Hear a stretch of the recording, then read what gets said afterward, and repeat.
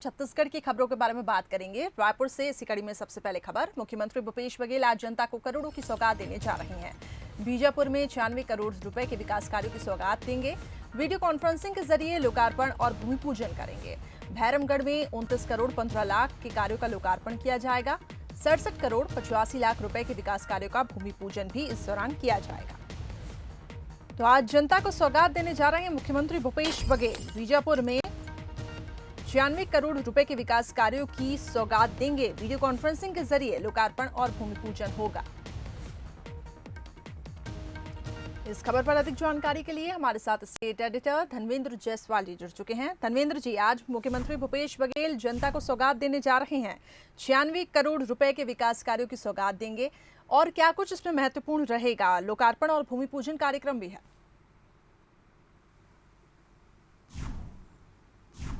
देखिए, लोकार्पण और भूमि पूजन का ये जो कार्यक्रम है, ये पूरी तरह से वेबिनार के जरिए होगा। यहीं से वीडियो कॉन्फ्रेंसिंग के जरिए रायपुर से अपने मुख्यमंत्री निवास से ये कार्यक्रम होगा। नक्सल प्रभावित जिला बीजापुर के विकास के लिए राज्य सरकार ने जो घोषणाएं की थी, उन्हीं में से कुछ पुल पुलियों और सड़क का निर्माण का कार्यक्रम है। इसके अलावा कुछ भवनों के शिलान्यास का कार्यक्रम भी इसमें शामिल है। तमाम तरह के जो विकास कार्यों को लेकर के बातचीत हुई थी, बस्तर विकास प्राधिकरण की बैठक में जो चर्चा हुई थी, उसके अलावा राज्य सरकार ने अपने बजट में जो प्रोविजन हुए थे, उन सारे निर्माण कार्यों के शुभारंभ की तैयारी है। और इसको लेकर के मुख्यमंत्री भूपेश बघेल आज अपने निवास से वीडियो कॉन्फ्रेंसिंग के जरिए इसका शुभारंभ करेंगे, साथ में वहाँ की जनता को संबोधित भी करेंगे। जी करिश्मा जी, चलिए, तो आज का कार्यक्रम अहम रहने वाला है। लोकार्पण और भूमि पूजन कार्यक्रम वीडियो कॉन्फ्रेंसिंग के जरिए होगा। लगातार हम इससे जुड़ी आपसे अपडेट्स लेते रहेंगे, बने रहे हमारे साथ। तो रायपुर से ये खबर, मुख्यमंत्री भूपेश बघेल आज जनता को करोड़ों की सौगात देने जा रहे हैं। अब रायपुर से ही खबर है, जहां प्रदेश के बड़े शहर आज से अनलॉक होने जा रहे हैं। 25 जिलों के 115 ब्लॉक रेड और 6 ब्लॉक ऑरेंज जोन में तब्दील होंगे। एक शहर से दूसरे शहर में जाने के लिए ई पास लेना अब जरूरी होगा। बाजार खुलने का समय भी तय किया गया है। बाजारों में भीड़ को रोकने के लिए 2 शिफ्ट में दुकानें खुलेंगी। किराना दुकान सुबह 6 बजे से शाम 4 बजे तक खुलेंगी और सुबह 6 बजे से दोपहर 12 बजे तक सब्जी, दूध, मछली की दुकानें खुलेंगी। सुबह 11 बजे से शाम 7 बजे तक सभी तरह की दुकानें और बाजार खुलेंगे। शराब दुकान सुबह 8 बजे से रात 9 बजे तक खोली जाएंगी। रायपुर के सभी सरकारी दफ्तर खोले जाएंगे। कलेक्ट्रेट, निगम, मुख्यालय, तहसील, 10 जोन दफ्तर समेत अन्य दूसरे दफ्तर खुलेंगे। बिना मास्क के नहीं मिलेगी एंट्री। सैनिटाइजर रखना बहुत जरूरी होगा। धनवेंद्र जायसवाल जी हमारे साथ इस खबर पे जुड़े हुए हैं। धनवेंद्र जी, आज से प्रदेश अनलॉक होने जा रहा है। इस दौरान क्या कुछ नियम, गाइडलाइंस बनाए गए हैं? क्योंकि बहुत ज़रूरी है इस चेन को तोड़ना, इसलिए लोगों को जागरूक रहने के लिए क्या कुछ आज व्यवस्थाएं की गई हैं कि आगे ये चेन तोड़ी जा सके? देखिए, जिला प्रशासन ने 15 दिनों के लॉकडाउन के बाद आज से बाजार खोलने का फैसला किया है। आज से बाजार खुल रहे हैं, लेकिन उसमें अलग अलग टाइम तय किए गए हैं। फल, दूध, सब्जियां और मांस की बिक्री के लिए सुबह 6 बजे से दोपहर 12 बजे तक का वक्त है। किराना दुकान सुबेरे 8 बजे से शाम 4 बजे तक खुलेंगे।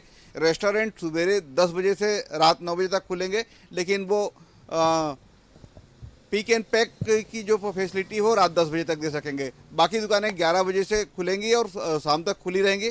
और सभी दुकानों को अपने दुकान के सामने अपने दुकान के प्रकार का डिस्प्ले लगाना होगा। सैनिटाइजर और मास्क को अनिवार्य रखा गया है। संडे के दिन बाजार पूरी तरह से लॉक होंगे। उस दिन फल, दूध, सब्जी भी नहीं मिलेगी। इस तरह का फैसला किया गया है।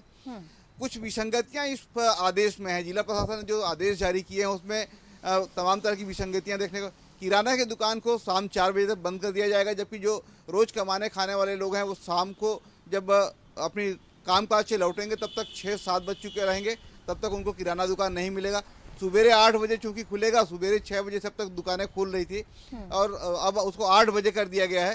तो जो मॉर्निंग शिफ्ट की ड्यूटी करने वाले हैं वो दुकानों में भीड़ लगाएंगे, तो वहाँ सोशल डिस्टेंसिंग का पालन नहीं हो पाएगा। इसी तरीके से जो फल, दूध, सब्जियां हैं वो 12 बजे तक ही रखी गई है। उसके बाद जो ग्राहक होंगे उनको फल, दूध, सब्जियां नहीं मिल पाएंगी। तो इस तरह की तमाम व्यवस्थाएं देखने को मिलने वाली है। आने वाले दिनों में जिला प्रशासन इसको किस तरीके से लागू कर पाएगा, ये देखने वाली बात होगी। जिला प्रशासन ने जो आदेश में समय तय किया है, उसको लेकर के तमाम तरह के आक्रोश हैं। व्यापारी संगठनों ने भी इसका विरोध किया था। हालांकि कल की बैठक में व्यापारी संगठनों के साथ कलेक्टर ने सहमति बनाने की कोशिश किया, उनकी सहमति के बाद ये दुकानें खुल रही है। व्यापारियों के लिए प्राथमिकता ये थी कि किसी तरह दुकान खुलना शुरू हो। अब तक दुकानें नहीं खुल रही थी, लिहाजा उनके सारे व्यापार व्यवसाय और रोजी रोटी का संकट उनके सामने था। तो जिला प्रशासन ने जो समय तय किया है उसको व्यापारियों ने स्वीकार कर लिया है, लेकिन इससे जो अव्यवस्थाएं होने वाली है वो देखने को मिलने वाली है। अब देखना ये होगा कि ये तमाम तरह की जो गड़बड़ियां इसमें हुई है समय सीमा तय करने में, उसका असर किस तरीके से पड़ता है ये आज देखने को मिलेगा। बिल्कुल, ऐसे लागू कैसे किया जाता है, क्योंकि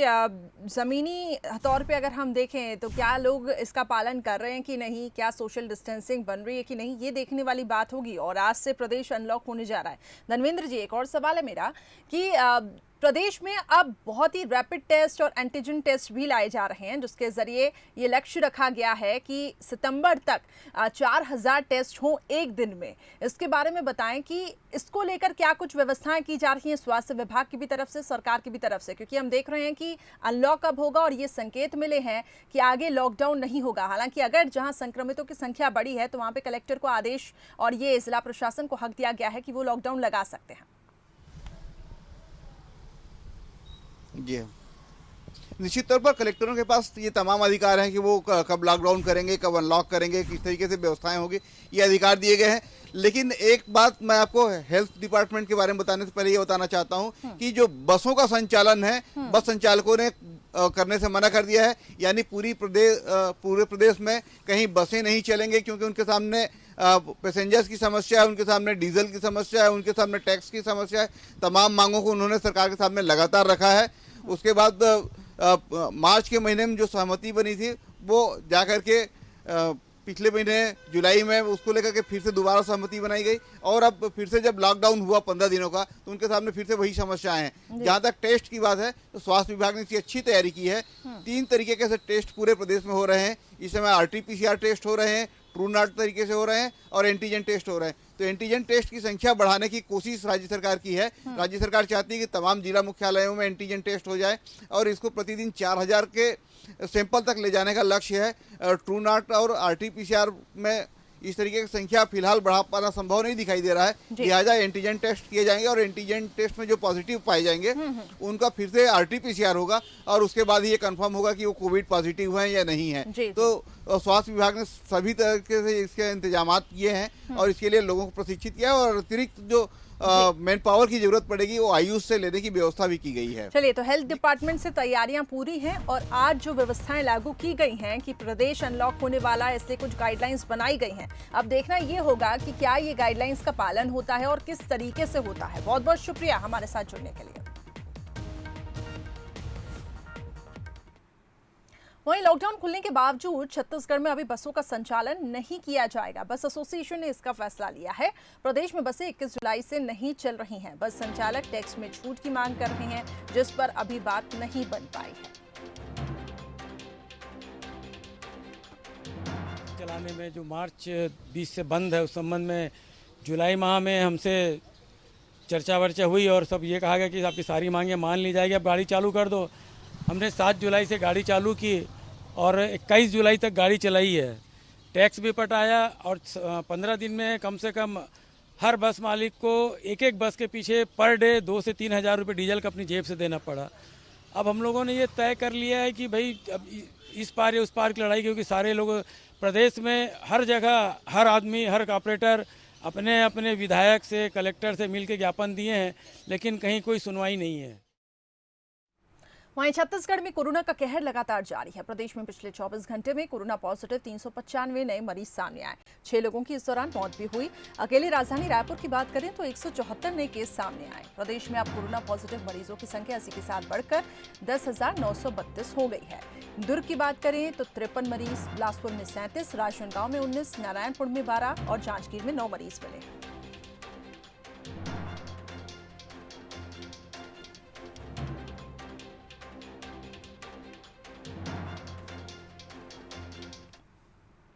वहीं राज्य सरकार ने दिल्ली की तर्ज पर ऑक्सीमीटर खरीदने का फैसला लिया है। होम आइसोलेशन में रहने वाले मरीजों को ऑक्सीमीटर दिया जाएगा।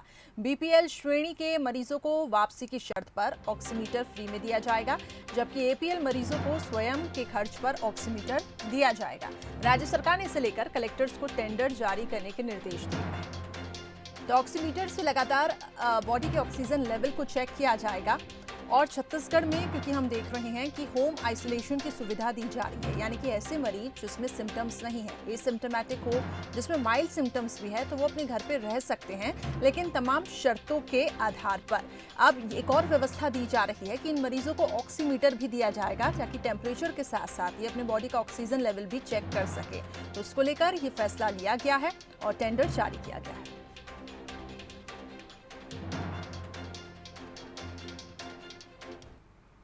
वहीं केंद्र सरकार ने राज्य के 3 मेडिकल कॉलेज को 150 करोड़ रुपए जारी किए। कोरबा, कांकेर, महासमुंद में बनने वाले मेडिकल कॉलेजों को ये राशि दी जाएगी।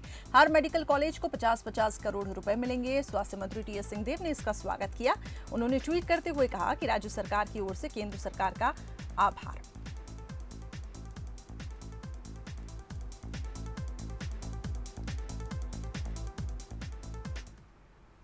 वहीं छत्तीसगढ़ में कोरोना संक्रमण के बढ़ते मामलों और लॉकडाउन को लेकर नेता प्रतिपक्ष धर्मलाल कौशिक ने सरकार पर निशाना साधा है। कौशिक ने कहा कि प्रदेश में कोरोना सरकार और स्वास्थ्य विभाग के कंट्रोल से बाहर हो गया है। सरकार केवल कार्यक्रम कर वाहवाही लूट रही है और जनता को ये बताने की कोशिश है कि कोरोना प्रदेश के लिए गंभीर विषय नहीं है, जबकि रोजाना मामले बढ़ते जा रहे हैं। मौतों की संख्या भी तेजी से बढ़ती जा रही है। कौशिक ने आगे कहा कि लॉकडाउन के नाम पर केवल दिखावा किया जा रहा है, सरकार मनमानी कर रही है। उन्होंने आगे कहा कि कोरोना बढ़ने का मौका दिया जा रहा है। कौशिक ने दोहराया कि कोरोना को लेकर सरकार को कड़े से कड़े फैसले लेने की आवश्यकता है। कार्यक्रम कर सरकार वाहवाही लूटने की कोशिश कर रही है और उन्होंने क्या कुछ कहा ये आपको सुनाते हैं। सरकार के या स्वास्थ्य विभाग के कंट्रोल में नहीं है कि कोरोना को कम कर सके, लेकिन उतनी सावधानियां भी जो बरतनी चाहिए, आज निश्चित रूप से वो सावधानियां भी नहीं बरती जा रही है और इसका खामियाजा छत्तीसगढ़ की जनता भुगत रही है। सरकार तो अपने वाहवाही में लगी हुई है, अपने कार्यक्रम में लगी हुई है कि इस काल में भी वो कार्यक्रम करके संदेश देना चाह रही है कि कोरोना इस प्रदेश के लिए गंभीर नहीं है, इस कोरोना इस प्रदेश की सरकार के लिए प्राथमिकता नहीं है। लोगों की यदि जान जाए तो जाए, लेकिन बाकी चीजों में सरकार की रुचि है। वहीं छत्तीसगढ़ हाईकोर्ट ने स्व सहायता समूह का ठेका रद्द करने के लिए राज्य सरकार को नोटिस जारी किया। बेमेतरा के जिला प्रोग्राम अधिकारी ने साफ सफाई की कमी, हिसाब किताब में कमी का हवाला देकर समूह का ठेका खत्म कर दिया था। समूह ने इसे हाईकोर्ट में चुनौती दी। समूह रेडी टू ईट फूड योजना के तहत आंगनबाड़ियों के लिए खाना तैयार करता था। समूह के वकील आर.के. किशोरवानी के मुताबिक समूह को अगस्त 2021 तक का ठेका मिला था, लेकिन बिना किसी नियम प्रक्रिया का पालन किए ठेका खत्म कर दूसरे समूह को दे दिया गया।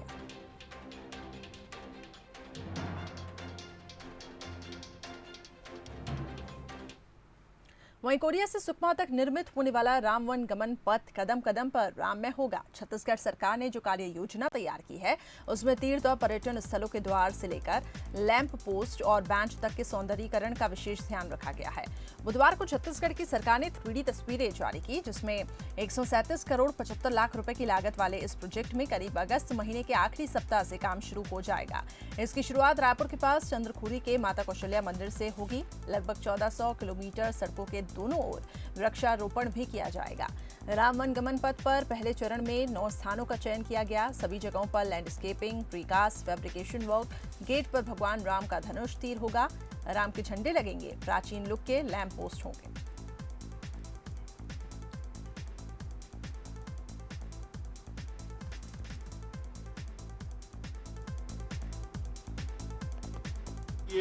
पथ को सुगम बनाना चाहिए।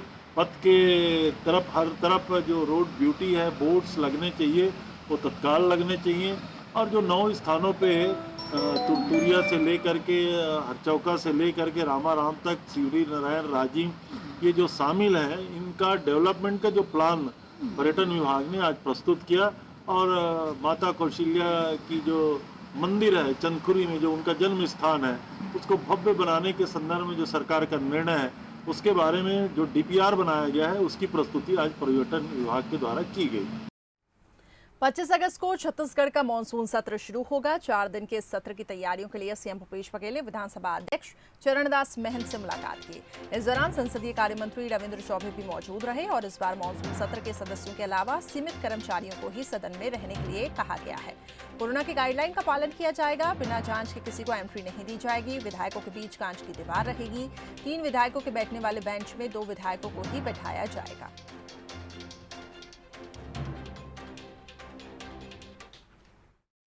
हम लोगों ने जो विधानसभा सत्र आहूत किया हुआ है उसके लिए किस तरीके से हमको तैयारी करना पड़ेगा, बैठकें कैसे हो पाएंगी, विधेयकों की प्रस्तुति कैसे हो पाएगी, विधायकों की उपस्थिति कैसे हो पाएगी, चर्चा पूरा किस तरीके से करना है, इस प्राइमरी चर्चा के लिए माननीय विधानसभा अध्यक्ष जी के साथ आज की बैठक थी और माननीय मुख्यमंत्री जी और विधानसभा अध्यक्ष जी के साथ काफ़ी विस्तृत और लंबी चर्चा इस संदर्भ में हम लोगों ने किया है।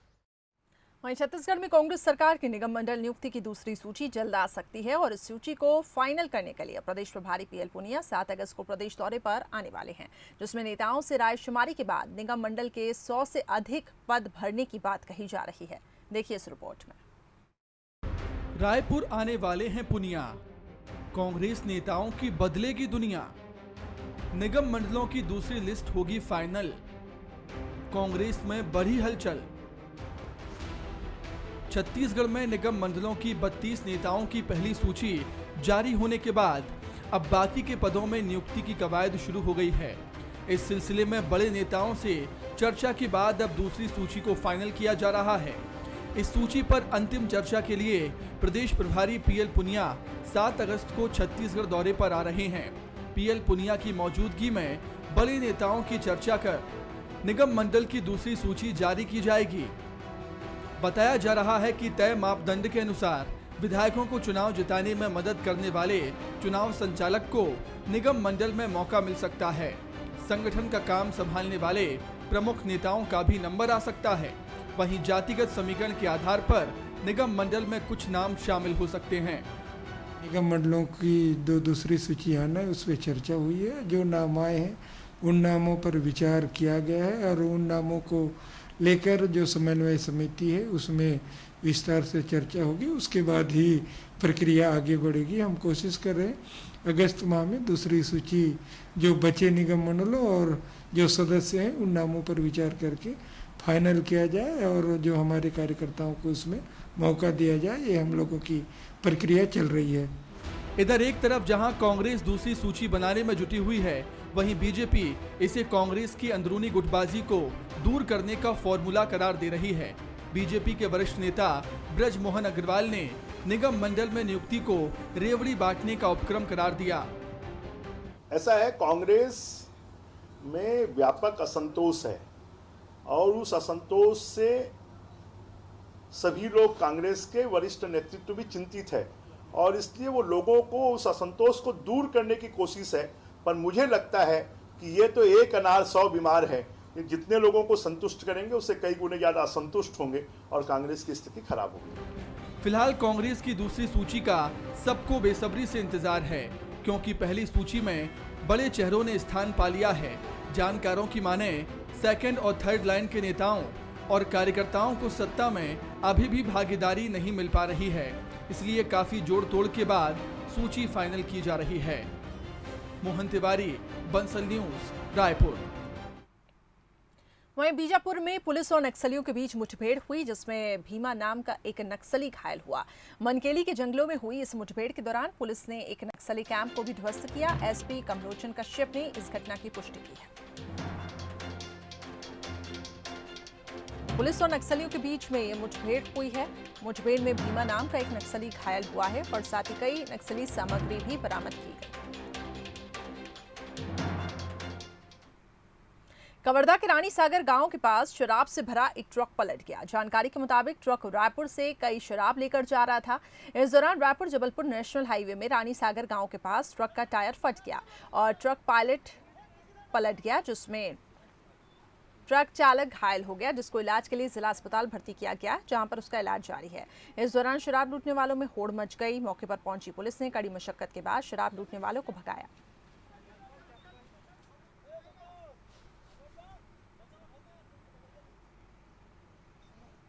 सरकारी स्कूलों की शिक्षा को बेहतर बनाने की दिशा में सरगुजा कलेक्टर संजीव झा ने एक मिसाल पेश की है। उन्होंने अपनी बेटी ईशानी रंजन का दाखिला सरकारी स्कूल में कराया ताकि यहां शिक्षा गुणवत्ता और अच्छी हो सके।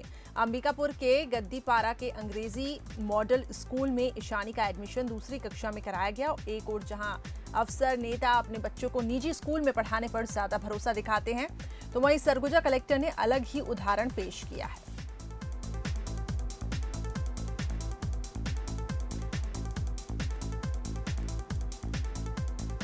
साहब ने अपनी बच्ची का एडमिशन इस स्कूल में निश्चित रूप से इसको स्थापित करने के उद्देश्य से और जनता के मध्य एक ऐसा मैसेज जाए कि सरकारी स्कूल किसी भी माने में किसी भी प्राइवेट स्कूल से कम नहीं होता। यहाँ के शिक्षक किसी भी प्राइवेट स्कूल से ज़्यादा क्वालिफाइड हैं और यदि उन्हें कार्य करने का मौका मिले, सुविधाएं मिलें, तो निश्चित रूप से वो और बेहतर करके किसी भी प्राइवेट स्कूल से परिणाम बेहतर लाएंगे। कलेक्टर साहब ने अपनी बच्ची का एडमिशन इस स्कूल में निश्चित सरकारी स्कूल में बेटी का एडमिशन कराया है। अंग्रेजी मॉडल स्कूल में दाखिला हुआ। कलेक्टर संजीव झा ने ये मिसाल पेश की है, जहां एक तरफ प्राइवेट स्कूलों पर भरोसा किया जाता है, तो वहीं दूसरी ओर देखिए किस तरीके से एक सरकारी स्कूल में बेटी का एडमिशन कराया ताकि शिक्षा की गुणवत्ता में सुधार आए।